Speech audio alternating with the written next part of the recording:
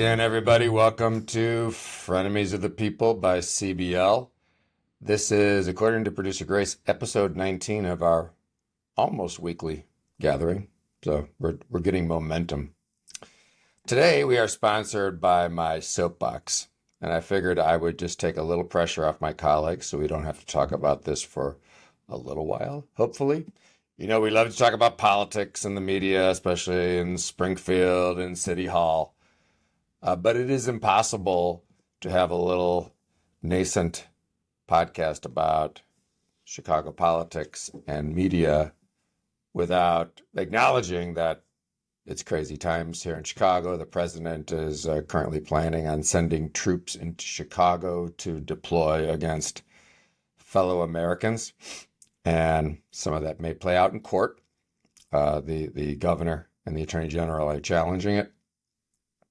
I just want to say, as someone who has worked for Republicans, I don't suffer from too bad a case of Trump derangement syndrome. I can see the politics that are playing out on a daily, weekly basis. But the concept of sending troops into an American city over the objections of the local governor and local mayor is anathema to conservative governance. It's extreme and it's provocative, intentionally so. That being said, there's bellicose rhetoric on both sides, and that has led to an escalation on both sides, and perhaps even linked to recent political violence, which is horrible. And we've certainly seen people get hurt in Chicago, and we saw someone get killed in Utah recently. When you get caught up in the emotion, people get hurt. When you say and do things on social media and stir up hate and trigger people, then you have proof that, as Governor Spencer Cox recently said, that social media is a cancer. And we could add a link to our chat with a soundbite from some of his recent interviews about that. So let me just say, we've survived worse in this country. We've survived worse here in Chicago. We once had a riot over closing the bars in Chicago, and the battle was fought just behind me at the Chicago River. But certainly we've had political assassinations, terrorist attacks, a great civil war, and we've always prevailed. And the men and women of the military who might get deployed here, they are patriots. They joined the Army or the National Guard because they care about our country and they want to serve. So don't come at them with preconceived notions, and they are trained to follow legal orders. So to quote the great Samuel L. Jackson in Pulp Fiction, we need to be like two little Fonzies. And what was Fonzie, Patrick? I can't recall where you're going with this. Fonzie was cool.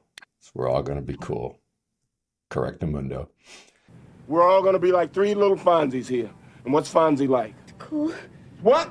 Cool. Correctamundo. And that's what we're going to be. We're going to be cool.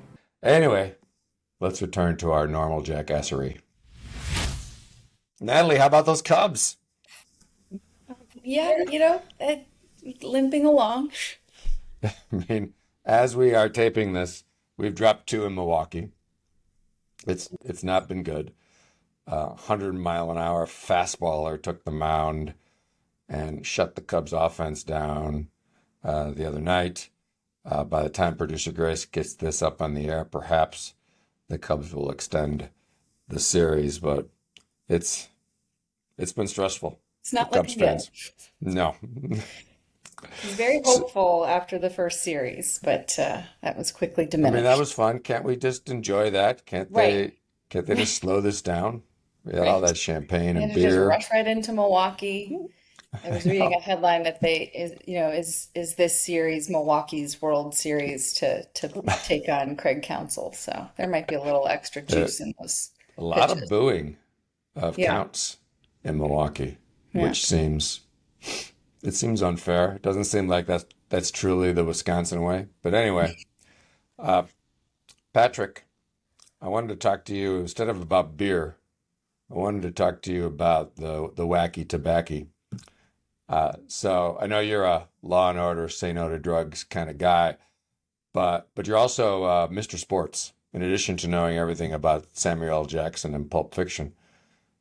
So Jim McMahon, known as the punky QB of the 1985 Super Bowl champion Bears, the last Bears team to win a Super Bowl, by the way, and they're still milking that championship. But he recently published a letter to the editor in the Sun-Times. You can see the Sun-Times. It's very faint here.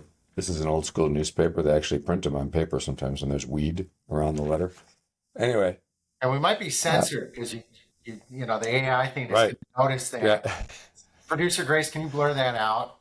Producer Grace, blur out that whatever that was that I just held up. Anyway, he's calling for marijuana to be reclassified by the federal government. Currently, it's considered as a dangerous drug like heroin, and he wants it to be made essentially legal, like it is here in Illinois, and it's certainly available for medical use.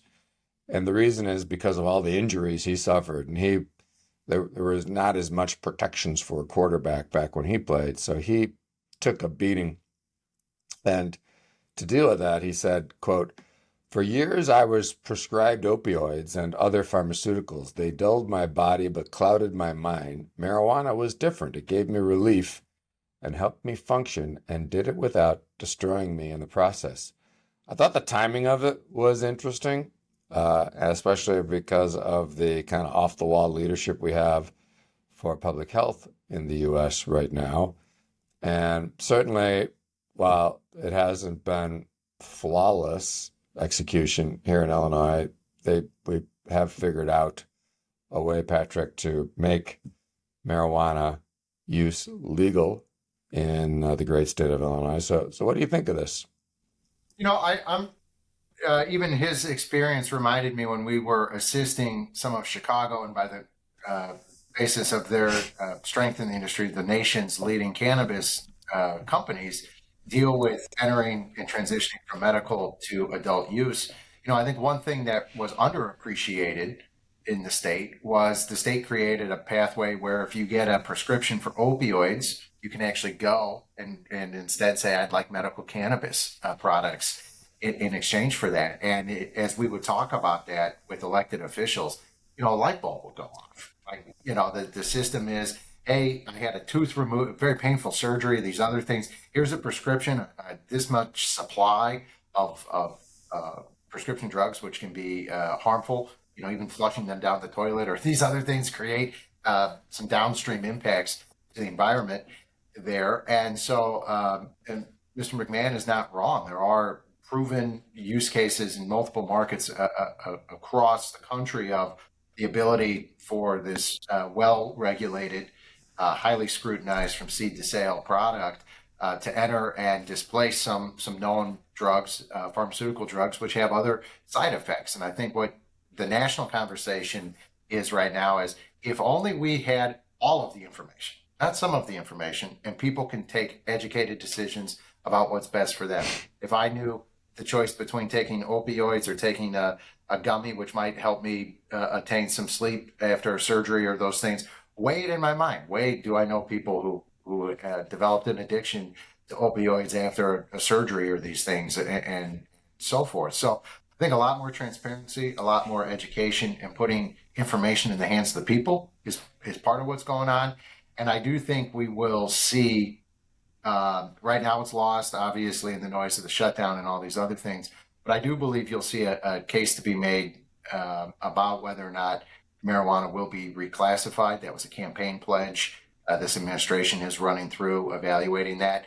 And the bureaucracy between the ATF, the DEA, and HHS will continue. But I think we'll see, I would be surprised by the end of the Trump administration if there is not another look at whether or not reclassification is appropriate. Natalie, no doubt the sincerity of the punky QB, but I'm guessing this is part of a more organized lobbying effort. Yeah, absolutely. It didn't come out of nowhere. I think I agree with you in terms of the timing. It's curiously appropriate.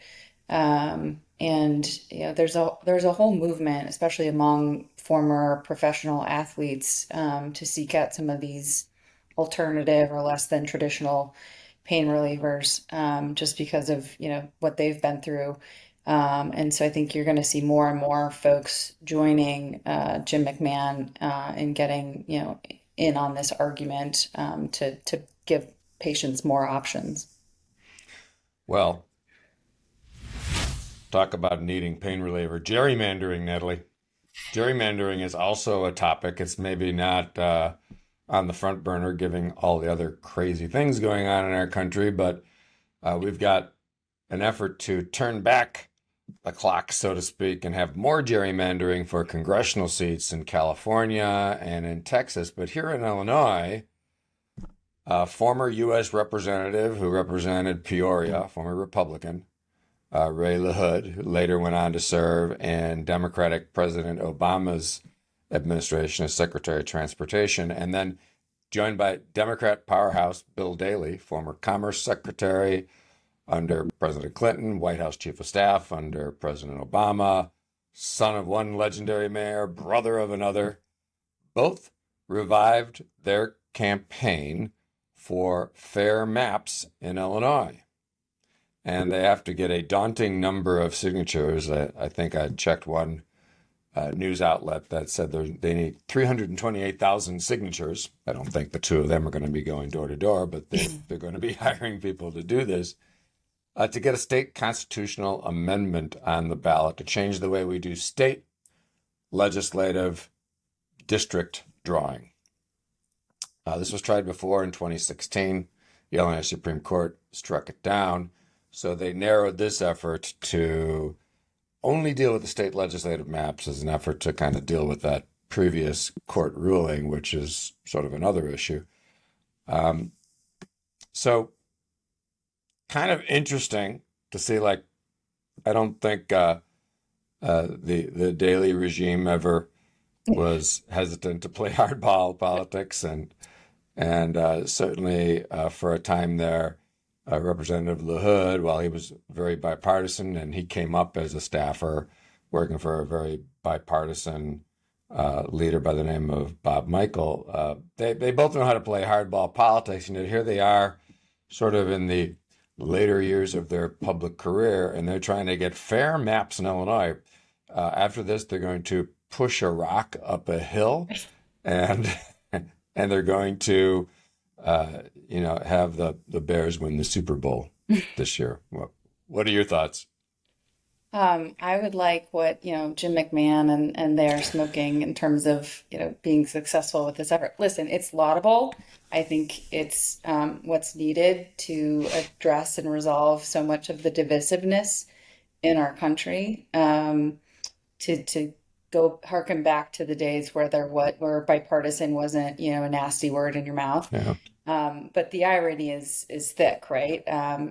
Old man Daley's, rolling over in his grave at, the son trying to undo what the father built, and what, generations of Democrats have piled on since in Illinois. And obviously you see in other states, where it's the opposite. Texas is the obvious example.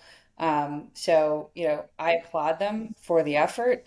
The irony is not lost on me. A lot of good jokes in there. And, more power to them if they can get it done. But as you said, it's like pushing a rock up a hill. Patrick, there's some compelling data backing their effort. The Tribune editorial board pointed out that half of the Illinois legislative races are uncontested because of the overwhelming one-party control of those districts. Most of the time it's Democrats. And the Tribune analysis also said that only 4% of all legislative races were competitive, meaning that they were decided by 5 percentage points or less. And Daley, Secretary Daley, did an interview with Chicago Magazine and said, quote, whether it was the Republicans in the 90s or the Democrats now, you end up with a system where the primary is everything. And the problem with that is it tends to favor political extremism over moderation, since candidates don't have much incentive to court voters of other persuasions. People just run to the right or the left. That is absolutely right. I wonder if the Tribune editorial board was skimping from my 2011 blog post lamenting the same status here in Illinois. But we all talk. There are elections, but are they sincere elections between two candidates with a viable chance to compete and win and move enough persuadable voters to their side? But I share Natalie's desire to figure out if Jim McMahon is supplying Mr. Daley and Mr. LaHood with some magic motivation or what the case may be. But joking aside, their cause is certainly erstwhile. It is a solution to many of the problems I think we've seen manifesting themselves.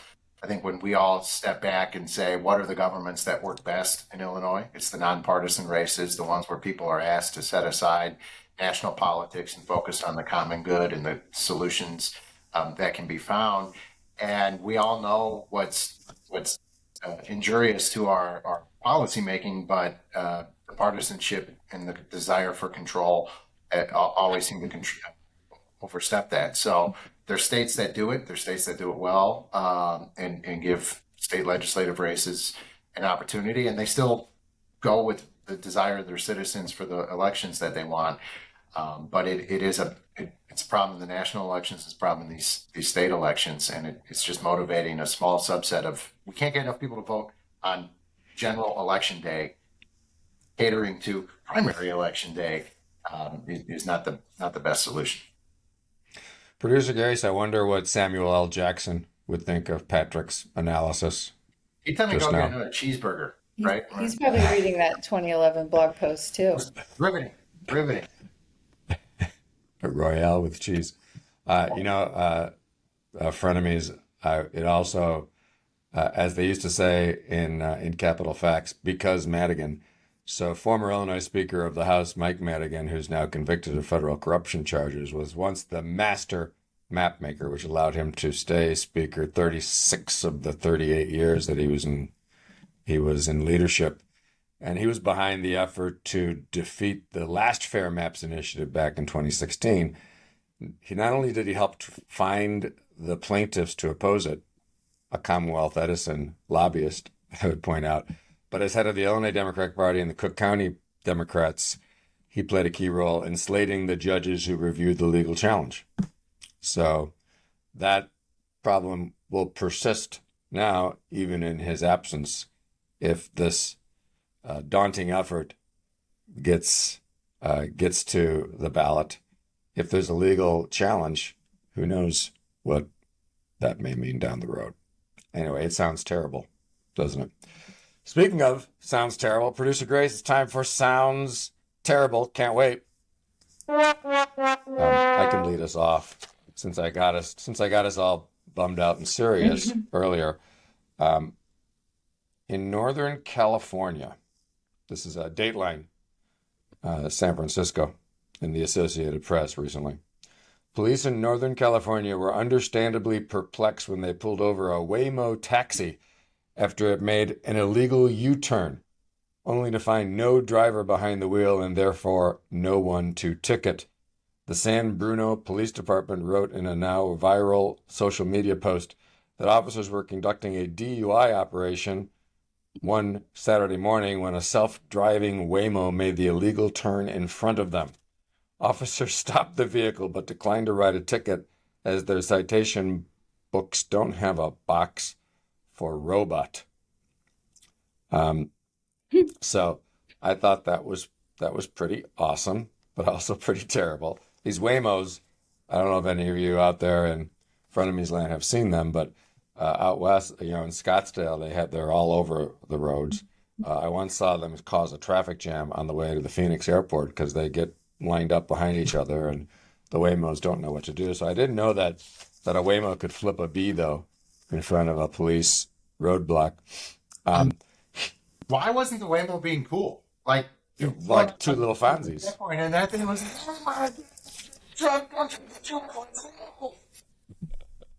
The other thing about this that I kind of love is, Mayor Brandon Johnson has decreased, along with the city council, although the greatest deliberative body in Cook County. They have lowered the citation speed limit for driving past parks and Pretty I much don't know, anywhere. cemeteries, just about anywhere. And I've gotten dinged for 6.5 miles over the speed limit. What are you gonna do when the robots are driving us around? The city's gonna be out a lot of money, so they should do something about our robot future, or stop finding us left and right. The Okay, irony is Patrick. they're trying to expand the law here in Illinois. They're running ads right now in Politico to bring Waymo to Illinois. So take note, legislators. Take note, legislators, you're going to be out some money unless you can add the robot box to your citation books. Patrick, what sounds terrible to you? What sounds terrible to me is eventually when summer in October stops, right? All these leaves are going to start falling. And I love to observe on the Reddit channels the conspiracy theories that exist about why certain neighborhoods get their leaves sucked up first. And it's always, at least here in Naperville, it's always South Naperville that gets the last. It's the people in the north get their leaves sucked first, and we are stuck with the clogged drains and all of these things. And it's kind of laughable. And then the Reddit, they get going, and they map out where the people live and all this stuff, and these theories live on. But I mean that to be, also representative of just how these baseless suggestions can live on in the internet, or on the internet, I should say. And municipal government will do its job, get the leaves out, but the conspiracy theories about the timing of it sound terrible. I mean, leaf sucking sounds terrible just when you say it. I As a do like the sentence. chain gang that still comes. I don't know if maybe that's not a term you're supposed to use, but I do see the sheriff's department on the work release. They come and they collect the chipper and they throw them in. And I'm just glad that still exists. That is a true community service, to go down the roads and collect it happens like once a month. The boys like or not once a month, but once a season, and the boys like to watch it. It's a good lesson. Law and order meets civil service cleaning up the roads. In the old days, Patrick could get canceled, but now he can't. Natalie, what sounds terrible to you other than everything that comes out of Patrick's How mouth? do you follow that? In Oak Park now, you have to pick up your own leaves because, as I learned recently, somebody parked their car on a pile of old dead leaves that then blew up into flames. So no more leaf pickup in Oak Park. I, however, live just west, and we still have the leaf pickup. So for me, I'll have to actually just rake them into the street. So a little rough. But what's terrible in my house is one of my kiddos, beloved, of course, started band practice this week. So just gonna leave it at that. What instrument? Saxophone. We got to Ooh. get that Jim McMahon situation moving. We gotta get Natalie some weed and some earplugs. That'd be good. That'd be good. Nothing that a little weed and some earplugs can't fix. And It's easier to medicate the parents, a good friend of mine says. you never know, you might wind up with a music scholarship. Here's hoping. Well, if it's terrible, it's Frenemies of the People by CBL. Producer Grace is our producer. She also is Grace Draws Stuff on the interwebs, so you should check her out. And for Patrick and Natalie, I'm Dennis. We'll see you soon.